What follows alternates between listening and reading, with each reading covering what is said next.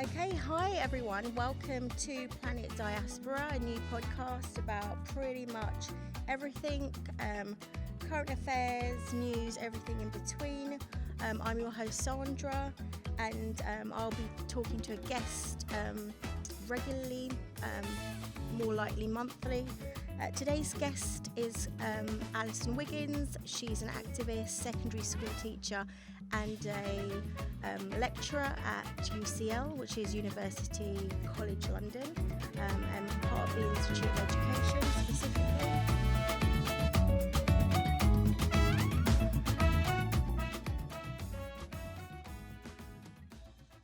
Welcome, Alison. Thanks very much, Sandra. I'm really happy to be here. Oh, brilliant. So nice to see you and be able to talk in this way. We've met a couple of times, but this is the first time we're going to really talk about this issue. But as a bit of a kind of icebreaker warm-up, I thought I would ask you, because I come from a film background, which you know about, so what are your top 3 films? Would you say? I'll put you on the spot. It is. You are putting me on the spot, and you know it's an impossible question to answer. It is. Even me, I would be like, oh. So I love film. I have never studied it, but I know you've done media and communications. Media and communications masters, but that was like 15 years ago. Yeah. But obviously, I'm just a lover of film, and I'm going to tell you my top 3 films recently rather than of all time. Yeah, okay, that's fine. So recently, the best films I've seen, the first one is a short film called Two Distant Strangers. Ooh. I don't know if you've seen that. No, I haven't, Netflix. but I will be noting it down. Phenomenal. Really? It's phenomenal. It's an amazing film. And I urge everybody to watch it. It's 32 minutes long. It's really accessible, and you're going to start off being really just like appalled, and then you're just going to be like, okay, I get it now. That was phenomenal. I've recommended it to everyone I know. There's not one person I know who will not appreciate that film. Do we get a hint? Or is it best to just watch it cold? You have to watch it cold. Two Distant Strangers. Two Distant Strangers is the first one. It won Oscar for short film recently. The next one is Minari. I don't know if you've seen that. I haven't. Minari rings a bell. I think I might have heard about it, but not actually seen it. It's won Oscars, and this is the first film I've seen outside of my house in over a year. So we went to a drive-in cinema in Ali Pali, and we watched it, and I just fell in love with it. It's so beautiful. The cinematography is so amazing. Is it the international film that won Best Film? Yeah. Ah, right. Yes, I have read a little bit about that. But it's not really international because it's based in America. Yeah, but I think the cast is Korean. Yeah, and that's why there was a bit of a kind of conversation at the time, I think. Well, this is what we're talking about, right? Exactly. It's labeling, and it's putting things into boxes and recognizing some things and completely ignoring others. So Minari is the next one. And then the last one is a film called Shoplifters. Again, haven't seen it. Really, really good. I think it's on Amazon as well. And again, an absolutely phenomenal film, which kind of intersects all the things that I'm interested in terms of race and class and language. And I just absolutely loved it. It is really beautiful. The narrative is amazing. And I just think it is one of those films that stay with you. Yeah. So those are my 3 recently. Perfect. And I urge you to watch all of them. I'm glad you haven't seen them. No, I haven't seen any of those films. Minari I'd heard about, but I hadn't done a lot. It had kind of heard about it in the ether kind of thing, especially because I remember there being something about, I don't know what it was categorised as. I don't remember the specifics, but I know there was something about international film, but obviously you told me that it is an American film. So yeah, totally linked to what we're talking about today. Yeah. So today's podcast is called To Bame or Not To Bame, and I know that it's not pronounced BAME, it's pronounced BAME, which is Black, Asian, Minority Ethnic. But with acronyms, it's always a bit, you know, why? Exactly. But yeah, so what we'll start off talking about, if you're happy to, or you could say something about the issue separate to that. But I thought what we could discuss, and the reason why we are obviously talking about it at this time is because, or for me, why I decided to, get in contact and have a conversation with you about it is particularly in relation to the Commission on Race and is it Equal Ethnic Disparities, which was chaired by Tony Sewell, Dr. Tony Sewell, CBE, in March. So it's a particular issue, and I know there was a lot of criticism at the time. There was a whole heap of reasons why, all very justified. And I remember watching the Runnymede Trust's response to that on the day that the highlights came out in the news. And but one of the things they said, and it was kind of, you're really doing me a favour here, are you?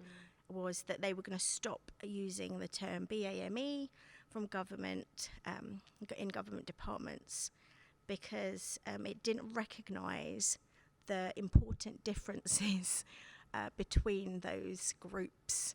So just wondering from you really what you think of the term, or what you felt at the time, what you felt leading up to the time. I'm sure, you've had a lot of, you thought about it.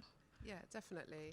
I do think about it a lot, because obviously we belong to that category, and therefore it directly affects our lived experience. Absolutely. So it is not something that we can just pretend doesn't exist. It's something we have to engage with, whether we like it or not. And if we are unhappy with the term for whatever reason, that has to be part of our activism to address. So BAME, as you said, is an acronym, but it is used as a noun. And that is my first problem.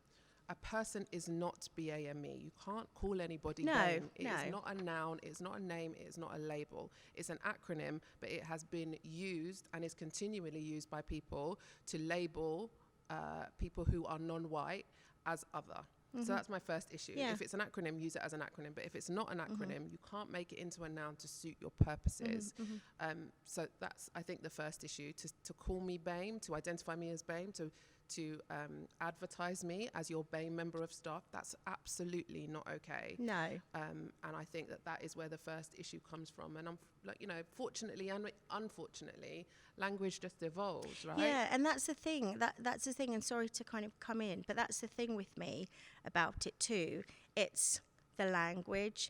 It's on government documents. When you apply for grants, it's on the grant.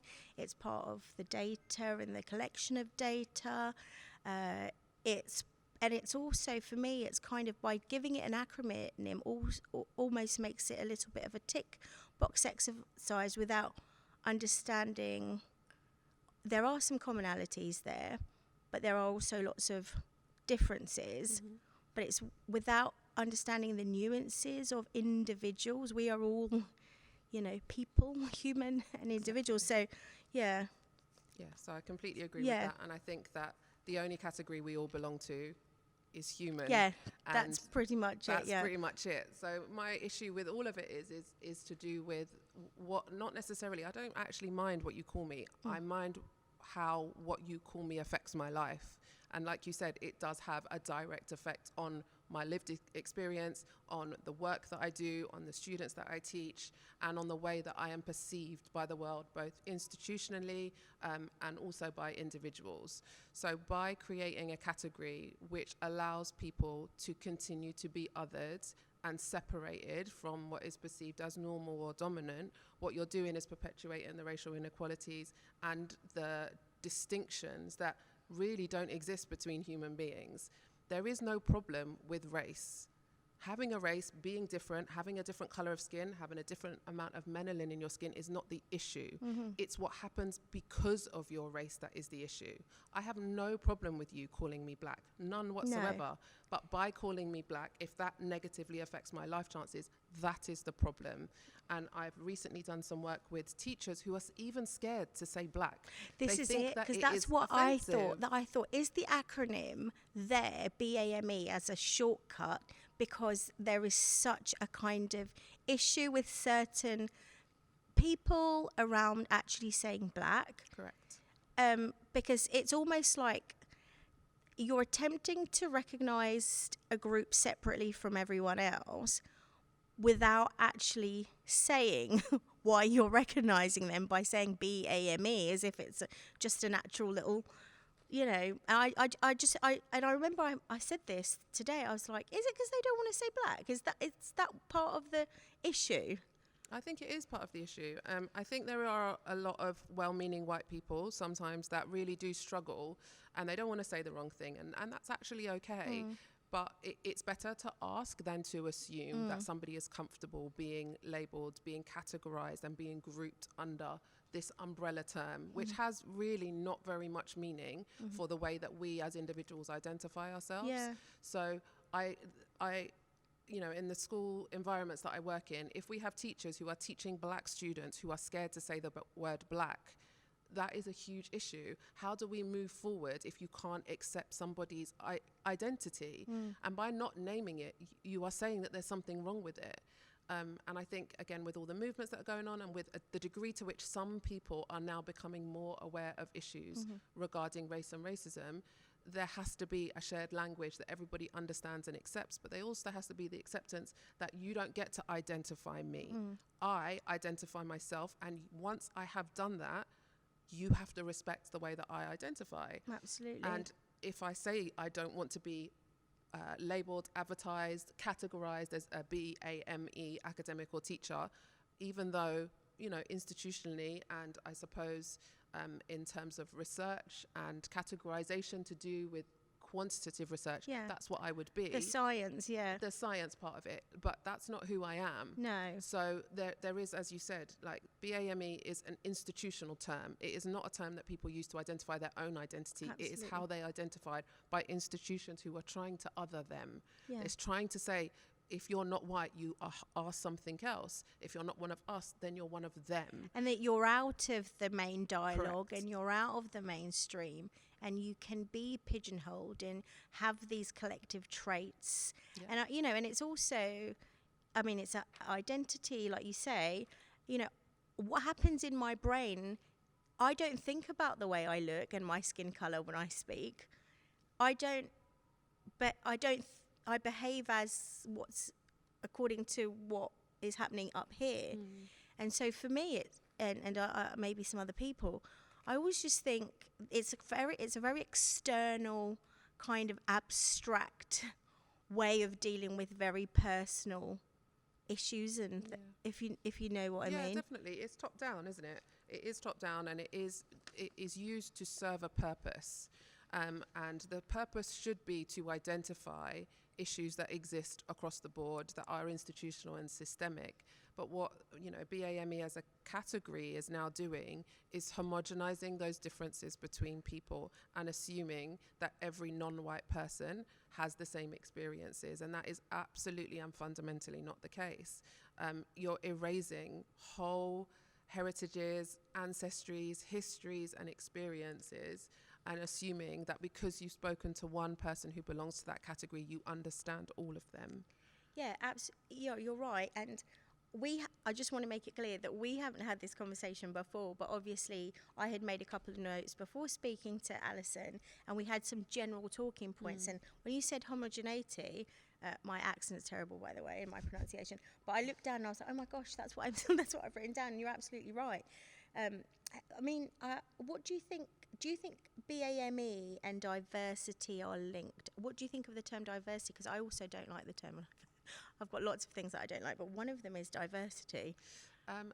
The problem is that they're used interchangeably, and my issue with diversity, with inclusion, and with BAME as terms that are used, they're often used interchangeably and therefore incorrectly. Again, nothing wrong with the definition of the word diversity. No. But a person cannot be diversity. Yeah. You cannot have one black or brown person in your institution or organisation and then claim diversity, because diversity is not just to do with racial hierarchies and categorizations. It's got to do with the huge range of identities and experiences that people have. We are all individuals, we are all completely unique in that sense, and no two people, even if they have the same race, they have similar colors of skin, they don't identify in the same way. So assuming that that kind of shared experience, I speak to people who will fundamentally argue with me and say that regardless of the fact that they are brown and they live in this country, or black and live in this country, that they have never experienced racism.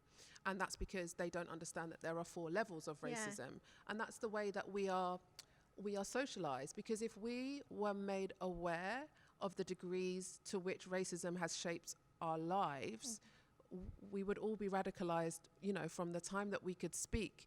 But we're pacified by the idea that, racism is something that happens interpersonally and it's a one-off thing. So if somebody has never called you the N-word, or you have never seen somebody or someone hasn't said something to you, or you haven't seen someone's behavior towards you that you can identify as racism, that doesn't mean you haven't experienced it. Absolutely. And that is a really fundamental thing that me as an educator, and just as somebody who cares about this issue, I think that's a fundamental thing that I want people to understand, that it's not about name calling. It's not about the kind of, I mean, to call it a microaggression is not completely accurate, but that's what you refer to.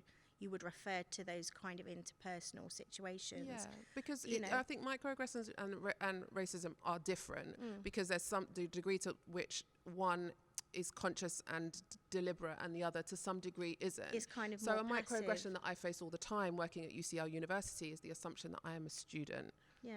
So that is a reasonable assumption to make. Yeah. I am walking around an educational institution. I have a lanyard on.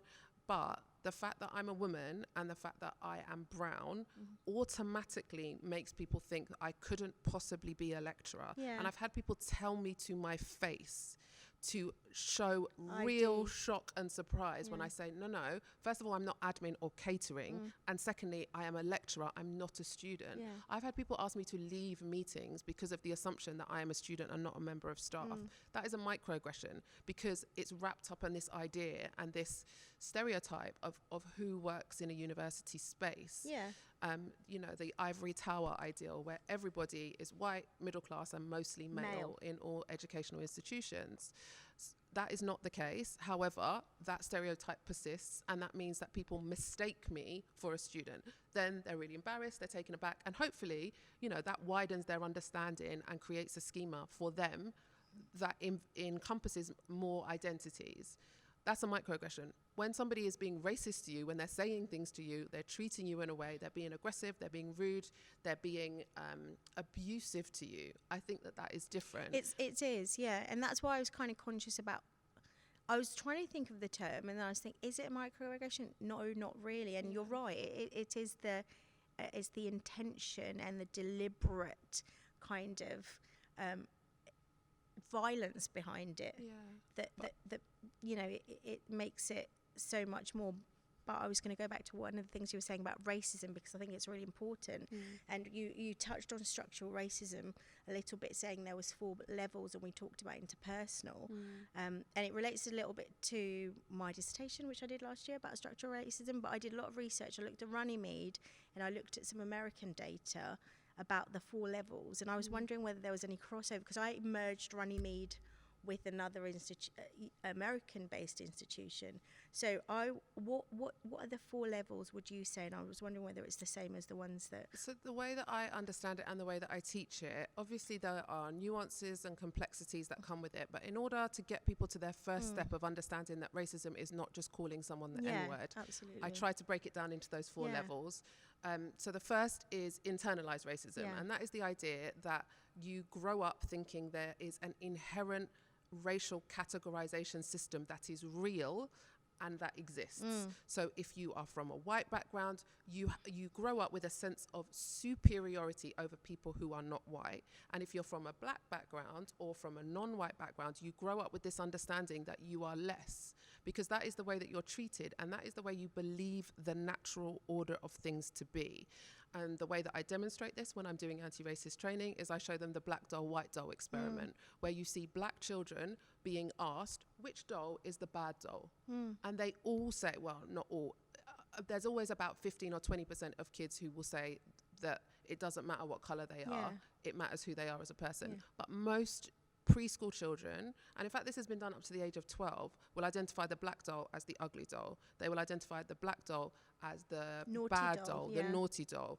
And then when the researcher asked them, what doll looks most like you, they all say the black one. So they recognize that they are black, but they also recognize that the world sees them as labels, ugly, naughty, and they know that from a very, very young age. So that is internalized racism. Then you have interpersonal racism, where someone is just horrible to you. They are horrible, they are hostile, they are aggressive, they are violent, they call you names, they tell you to go back to your country, all these things that we have experienced from people who want to make it plain that they do not accept that you are in their space. This has happened to me throughout my life. It happened from the playground to places that I've worked. That is interpersonal, and that is the racism that we can see, but it is minor in comparison to what you know to be structural and institutional racism, but then systemic racism. So the racism that consistently means that groups of people have lower life chances than others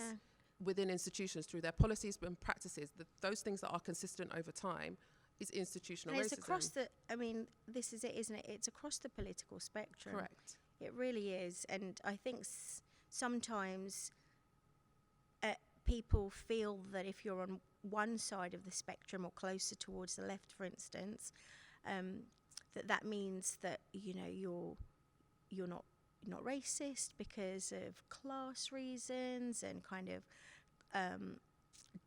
gender and things like that, because they've traditionally kind of maybe been pushed from the left a little bit. But actually, if I think about it, and I've never done political science or anything, but I think about it, it really is across the spectrum. Yeah, it definitely is. And the institutional racism, like, we don't need a report to tell us that exists. Yeah.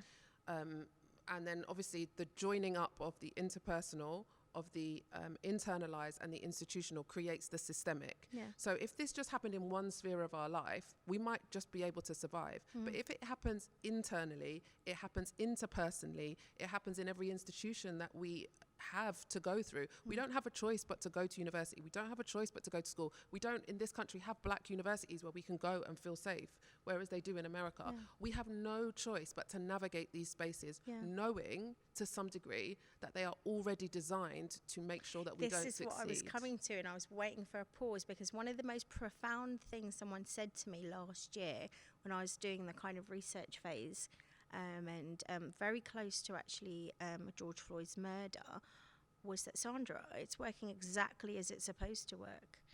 Yeah. And I was like, you know what, you're absolutely spot on. And it's not that I hadn't thought about it. I had, and thought, you know, that there's so much stacked against, you know, and I'm going to say black people specifically, that I had thought about it, but when she said that, it really kind of made me think about it even more, and it was quite profound. You know, her saying that to me, she was like, "What do you mean? Nothing's broken here. This is exactly how it was designed to function and work. You know, this, you know, to preserve power and to preserve, you know, economic power."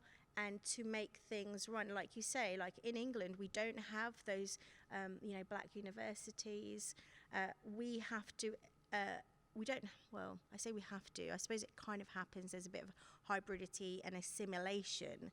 And I always wondered, you know, and I know we're going slightly off tangent, but I think it's relevant, certainly because they're taking away like I said, you know, they're taking away the BAME acronym, and they're replacing it with what?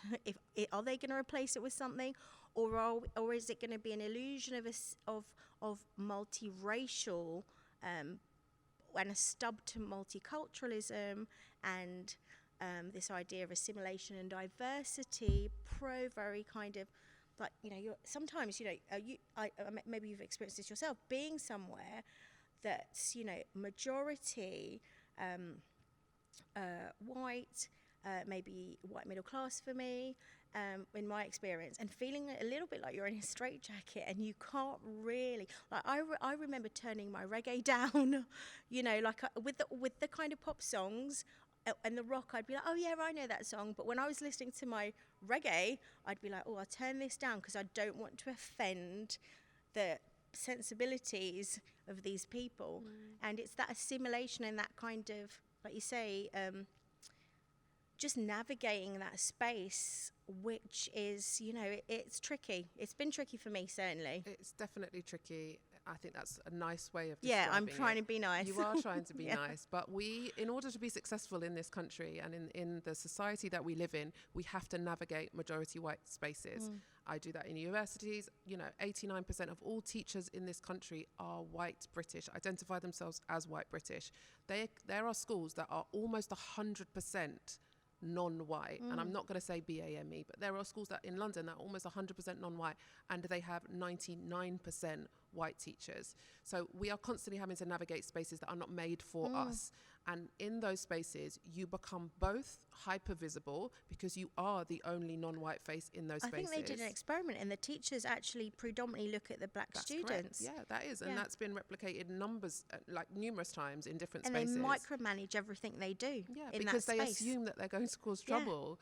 But then in university settings, so you are both hyper visible, everyone can see you, everyone knows that you're not one of them, but you're also a little bit invisible. You're not brought into conversations that are not to do with race or diversity, and therefore your contributions are ignored. That is further exacerbated when you are a woman, because you are also then not you're not assumed to have that understanding, and there's the sexism that is inherent in a lot of institutions because they are dominated by the power of men. Like, they are patriarchal institutions, and therefore, you know, the fact that you are black or brown and a woman further exacerbates how uncomfortable you are made to feel because of the way the systems are designed and because of the lack of opportunity to engage with anybody who looks like you. And that, I think, is something that lots of people don't ever understand.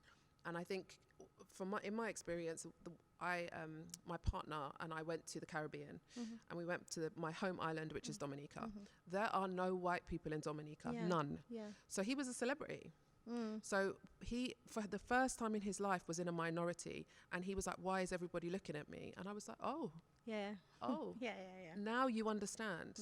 Now you understand what it feels like to really stand out. For people to really look at you and every be confused. little movement and everything you do, and put it down to the fact that you are another and you are different from them. Absolutely brilliant. So I faded into the background. No one was bothered with me whatsoever, but he didn't. He was hyper visible for the first time in his life, and that created a level of empathy and understanding that he's never had the opportunity to learn before.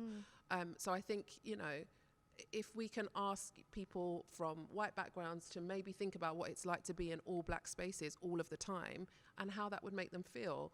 And when I'm training educators, I ask them to think about, how would it feel if you came into school and everybody was black? Everybody. Head teacher was black, SLT was black, your teacher was black, your form tutor was black. Then you went to history, you only learned about black history. Then you went to English, you only read black books. Then you went to lunch and you only had black food. How would you feel? And they're just like, what? They can't even conceptualize what, but that is the experience of the majority of young people who go to schools in this country. It was my experience, it was probably yours. So to try and create that level of empathy, you really have to, we call it like radical empathy, which is what I try my hardest when I'm training my teachers to try and develop, which is you have to fundamentally change your perspective about things and recognize that just because you have not experienced something, it doesn't mean it